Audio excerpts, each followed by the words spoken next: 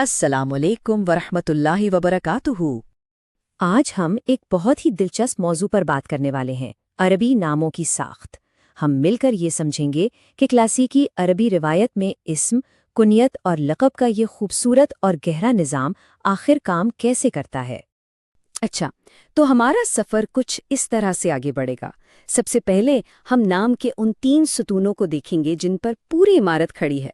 پھر ایک ایک کر کے اسم، کنیت اور لقب کی گہرائی میں جائیں گے۔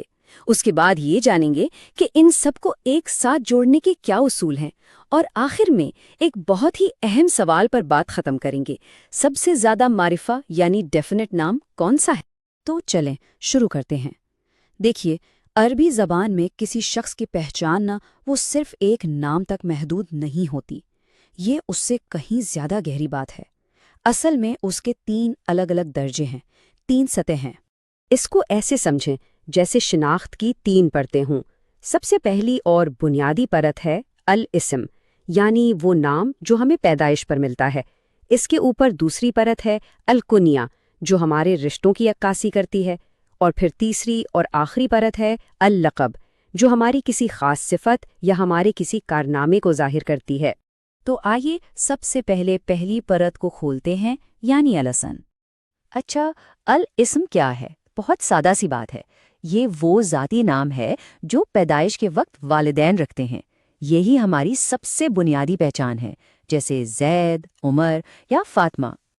ٹھیک ہے، اللقب تو سمجھ آ گیا۔ اب ذرا دوسرے درجے پر چلتے ہیں، یعنی الکنیہ۔ یہ وہ حصہ ہے جو کسی شخص کی پہچان کو اس کے سماجی اور خاندانی دائرے سے جوڑتا ہے۔ تو کنیت ایک بڑا ہی خوبصورت اعزازی نام ہے۔ عام طور پر جب پہلا بچہ پیدا ہوتا ہے نا، تو اس کے نام کے ساتھ ابو یعنی فلاں کا باپ یا یعنی فلاں کی ماں لگا کر اسے اپنایا جاتا ہے۔ اور یہ صرف ایک نام نہیں ہے، یہ معاشرے میں ایک نئے مرتبے، ایک نئی ذمہ داری کی علامت بھی۔ لیکن یہاں ایک بہت دلچسپ بات ہے، کنیت ہمیشہ اولاد سے ہی نہیں بنتی۔ ذرا آخری مثال پر نظر ڈالیں، اخو قیس یعنی قیس کا بھائی۔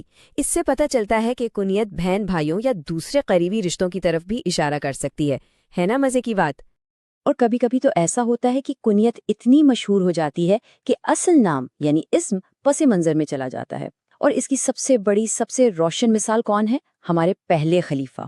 ان کا اسم عبداللہ تھا، لیکن پوری تاریخ، پوری امت انہیں کس نام سے جانتی ہے؟ ان کی کنیت سے، ابو بکر۔ اچھا جناب، اسم ہو گیا، کنیت ہو گئی۔ اب ہم آتے ہیں شناخت کی تیسری اور آخری پرت پر، لقب۔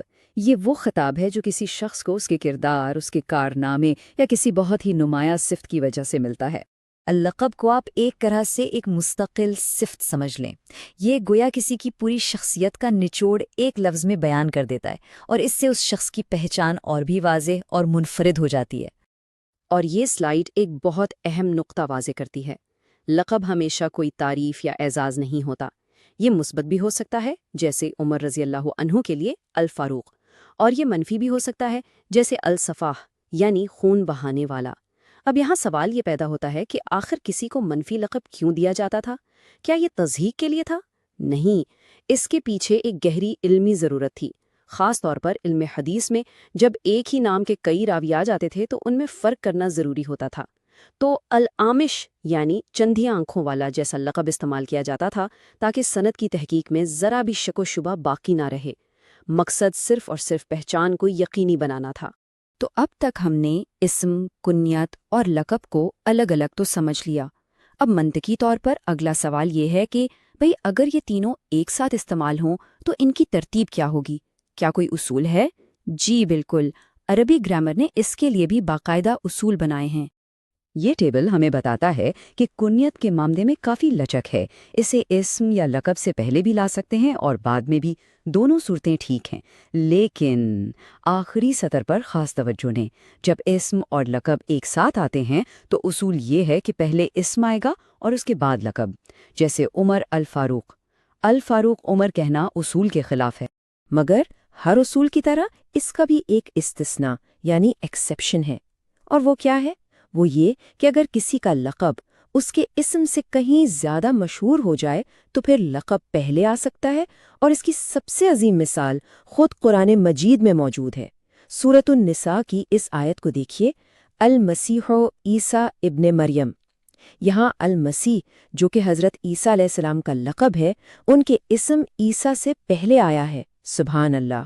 اب ایک ذرا گہری نحوی بات کرتے ہیں۔ ہم نے یہ تو جان لیا کہ اسم، کنیت اور لقب یہ تینوں اسم علم ہیں، یعنی پراپر ناؤنز، اور اسم علم خود اسم معرفہ کی ایک قسم ہے۔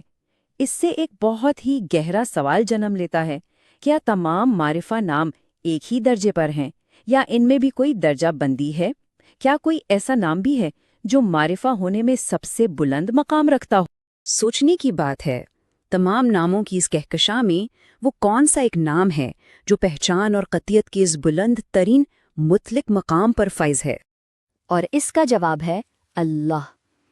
علم نحو کی اصطلاح میں اللہ کے اسم جلالت کو عارف المعارف کہا جاتا ہے، یعنی the most definite of the definite، تمام معرفہ اسماء میں سب سے بڑھ کر معرفہ۔ یہ وہ واحد نام ہے جس کی پہچان کسی بھی تعارف یا حوالے کی محتاج نہیں، اور جس کا کوئی ثانی، کوئی ہمسر نہیں۔ چلیں تو آج کی اس ساری گفتگو کے جو اہم ترین نکات ہیں ان پر ایک نظر ڈالتے ہیں۔ تو خلاصہ یہ ہے کہ یہ پورا نظام صرف نام رکھنے کا ایک طریقہ نہیں ہے، یہ ایک بہت ہی جامع اور واضح شناختی ڈھانچہ ہے، ایک ایسا سسٹم جو خاص طور پر تاریخی اور دینی علوم میں، جہاں ہر شخصیت کی درست پہچان انتہائی اہم ہوتی ہے، بالکل ناگزیر۔ تو آخر اس سب کی اہمیت کیا ہے؟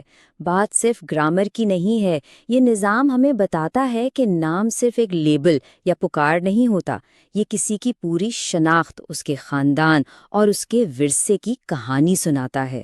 یہ اس گہری ثقافتی قدر کو ظاہر کرتا ہے جہاں ہر شخص کی ٹھیک ٹھیک پہچان اور اس کے نسب کا تحفظ ایک بنیادی اہمیت رکھتا تھا۔ اس علمی سفر میں ہمارا ساتھ دینے کے لیے جزاکم اللہ خیرہ۔ اور اگر عربی گرامر کا یہ دلچسپ سفر جاری رکھنا چاہتے ہیں تو تفہیم النحو کو ضرور سبسکرائب کریں تاکہ آئندہ اسباق بھی آپ تک پہنچتے رہیں۔